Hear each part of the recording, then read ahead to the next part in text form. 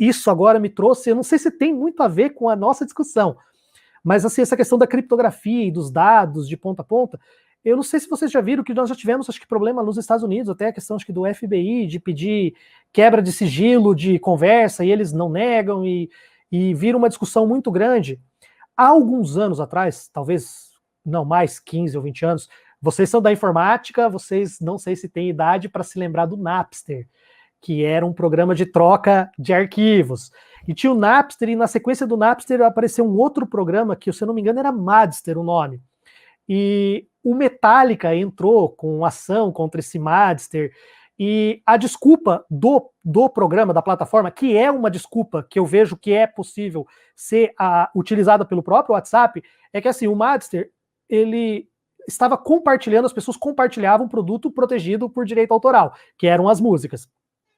Aí, quando foi entrado na justiça, o pessoal do Madster, ele falou assim, olha, nós só criamos uma plataforma para as pessoas trocarem arquivo. Pode trocar arquivo legal, enfim, qualquer coisa. Se elas estão trocando arquivos ilícitos, nós não sabemos, porque nós não temos acesso a esse tipo de informação. Mas mesmo assim, o pessoal do Madster foi condenado, porque naquela oportunidade, lá nos Estados Unidos, eles usaram uma teoria chamada teoria da cegueira deliberada. Você cria um produto, você sabe que está rolando coisa errada, só que você não consegue ver, mas é óbvio que está rolando troca de coisa errada ali, então, se essa cegueira é deliberada para não ver isso, você pode ser sim condenado, e isso aconteceu nos Estados Unidos.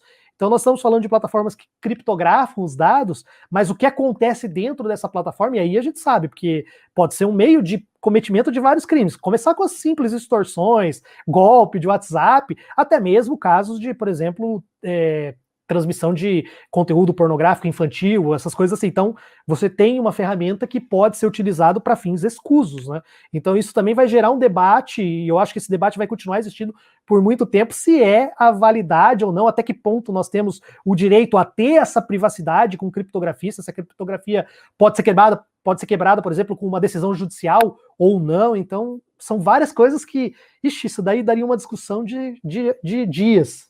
Nossa, eu gostei muito. Sabe o que eu lembrei? Do Spotify, que você abdica os seus direitos morais. Eu não sei. Isso é impressionante, porque o Spotify é uma dessas plataformas, né? Que são os criadores que colocam o conteúdo, não é o Spotify que faz as músicas. Então, como ele tem músicas explícitas, está nos termos dele que você tem que abdicar, né?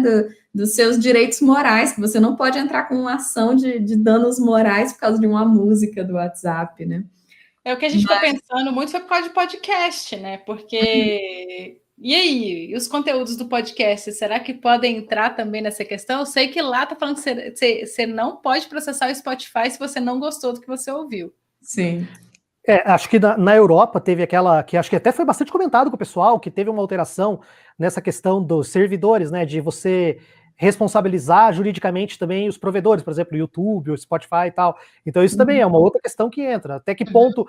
eles tiraram do ar, beleza, a responsabilidade... O YouTube não tem responsabilidade nenhuma se ele tirou do ar e cumpriu, só o criador. Ou o YouTube também tem, porque deveria ter tirado antes. Quantas pessoas foram atingidas por um conteúdo, por exemplo, que é criminoso? Então é uma discussão bastante interessante que... Sim. Ainda vai se fundamentar com o tempo, ainda vai se solidificar com o tempo o entendimento. São duas discussões incríveis, porque eu nunca tinha pensado no que o Tássio falou antes, do fato dos dados serem criptografados atrapalha muito investigações. Pouco que eu trabalhei assim num projeto com a polícia, a polícia daqui de Minas Gerais, eles comentaram como tem muito abusador, tem muito pedófilo no WhatsApp. Mas você tem que encontrar formas de conseguir acessar esses dados por meio de, tipo assim, entrando no grupo lá, fingindo que você quer o conteúdo e tal. Você não pode entrar com uma ação no WhatsApp para pegar aqueles dados justamente por eles serem criptografados. Então, é uma balança entre privacidade e a nossa segurança, é a discussão eterna, né? Porque se eu criptografo, ninguém tem acesso, então criminosos podem estar sendo protegidos também. Mas se eu não criptografo, aí a gente fica completamente refém de empresas predadoras, como é o caso do Facebook, né? É uma discussão que eu acho incrível. Nossa, estou aqui pensativa agora, mas eu aproveito aqui, ó, se vocês quiserem que a gente chame o Tassi para discutir responsabilidade de plataforma, já coloca aqui ó, que ele faz um artigo para a gente. O que você pessoalmente acha? Porque eu acho que opinião é importante nesses aspectos também. Você diria que, se você fosse o tomador de decisões nesse sentido, que o intermediário, que é o YouTube, é o Spotify, deveria ser responsabilizado, ou você não tem nenhuma opinião formada sobre o assunto ainda? Eu não tenho uma opinião muito formada ainda. Assim, nós temos direitos, e o direito e a Constituição, ela traz direito para todo mundo. Você tem direito à privacidade, à intimidade, você tem direito a se expressar e você tem direito a ser indenizado por danos. Então, tá sempre tudo dançando num equilíbrio bastante complexo. Eu, sinceramente, eu acho que a plataforma, ela é um veículo ótimo, é um veículo bom. Talvez, eu não sei, aí eu teria que perguntar para vocês se poderia se criar algoritmos ou algum tipo de fiscalização que fosse mais rápido e eficiente para coibir esse tipo de produto, que se fosse possível, se for possível criar, e isso está acontecendo por desleixo da plataforma, aí eu acredito que a plataforma poderia sim ser responsabilizada, até com base nessa questão da teoria da cegueira deliberada. Agora, se é uma questão que é muito complicado de você deixar, porque o YouTube não vai poder ter um fiscal para cada canal, para cada vídeo o tempo todo, ela tem que rodar com algoritmos automáticos. Então, se não for possível ter ainda um algoritmo que ajude a fazer essa fiscalização de conteúdo que seja ilícito, tanto pode Spotify, Facebook, enfim, aí eu acho que é difícil você responsabilizar a ferramenta, né, é a mesma coisa você ir lá e pichar um muro com uma frase ofensiva e falar que a culpa é do muro, né? A culpa não é do muro, a culpa é de quem escreveu, de quem pichou. Então eu tendo a pensar que se não é possível ter um mecanismo eficiente de coibir, eu acho que a responsabilidade é mais do usuário mesmo. Agora, se é possível e ele não faz isso, de repente, porque existe um critério de, sei lá, é um período que é um conteúdo que é polêmico, eu vou vender publicidade em cima e tal, né? Aí eu acho que esse desleixo poderia sim responsabilizar a plataforma. E nós vimos que a plataforma, o YouTube, até tem feito várias mudanças nessa questão dos vídeos e tal, exatamente porque volta e meia acontece uma coisa triste, chata, e o vídeo tá monetizando e os anunciantes chegam em cima e falam, olha, não dá mais. Então, né, os bons criadores de conteúdo é que acabam às vezes pagando pato, porque muita gente acaba tendo vídeo desmonetizado porque eles estão, né, adotando até um critério de talvez até excessivo, né? Não sei se daí é uma questão de falha ou não, mas aí eu acho que aí é vocês que teriam que dizer se é possível ou não aprimorar. Eu vou te falar que nem é tanto a gente que pode dizer, porque tem duas questões aí. A primeira questão é que, assim, desenvolver algoritmo dá para desenvolver, mas o problema é muito maior do que isso. Essas empresas, elas escolhem chegar numa escala onde é impraticável você monitorar o conteúdo que passa por lá. Isso é uma escolha. Eu posso crescer até um certo ponto onde aquilo ainda é gerenciável para minha empresa e eu não estou sujeito, né, a ter conteúdos antissemitas na minha plataforma, por exemplo.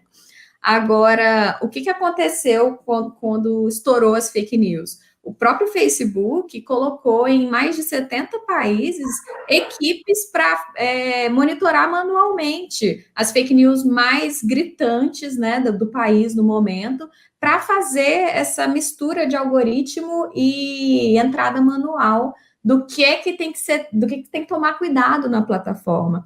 Então, é mais uma questão de assim, o Facebook a gente sabe que está ganhando muito dinheiro e o patrimônio do Zuckerberg é absurdo sob qualquer perspectiva. Por que, dado que ele chegou numa escala tão gigante assim, por que ele não direciona uma atenção mista entre algoritmo e profissionais para ficar fiscalizando o conteúdo da plataforma? Não precisa ser só uma solução tecnológica. Uhum. Eu acho que se as empresas se dispõem a tomar essa proporção que elas tomam, elas têm que sim fiscalizar o que passa ou não por lá, porque eu não posso abrir um estabelecimento e o que acontece dentro do meu estabelecimento não é minha responsabilidade, sabe? A casa é minha, eu faço as regras, então refaça as regras, eu acho, sabe? Eu tenho opiniões muito fortes sobre isso. A gente, inclusive, tem um vídeo, depois vocês podem dar uma pesquisada, Elsa Gate, canal Peixe Babel, que é justamente sobre quando que essas mudanças no YouTube começaram, que você tem que marcar agora, assim, diretamente, não, este vídeo não é para crianças, sabe, para esse tipo de coisa, porque conteúdo impróprio estava sendo indicado para criança, né? E eu meio que sou dessa opinião também, entendo completamente, assim, poxa, se você não tem condição de cuidar da casa aqui, então por que você deixou ela crescer desse jeito, né? A gente tem soluções de IA até certo, como é que a gente pode dizer? Até um certo tamanho. Né? A gente consegue resolver até aqui, mas de resto a gente precisa realmente de pessoas, a gente precisa de ter uma equipe, igual a Mila falou. Se tem essa questão da fake news, então põe uma equipe para trabalhar com isso. O que aconteceu na última eleição dos Estados Unidos, começaram a colocar os avisos no tweet do Trump até ele ser bloqueado e perder a conta. Então, vamos fazer isso de uma maneira mais efetiva, vamos fazer isso de uma maneira que a gente possa pegar mais pessoas, pegar mais empresas. Então, assim, a gente tem que começar a ter esse movimento. Assim, o algoritmo não vai resolver tudo.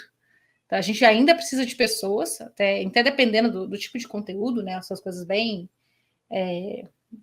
uma nuance muito pequena, né? Muito sensível esse tipo de coisa. Mas a gente precisa ter um movimento das empresas, né? Antes de qualquer coisa. Eu concordo plenamente, porque se eles faturam milhões e o cara já acumulou bilhões, é porque recursos para fazer esse tipo de fazer um departamento ou aprimorar a política pública de como lidar com essas informações está sendo defeituosa, está sendo deficitária mesmo. Então eu concordo com vocês. Nesse caso, a gente sabe que eles estão deixando de agir. Então, se eles têm como aprimorar isso, a responsabilidade tem que ser deles também.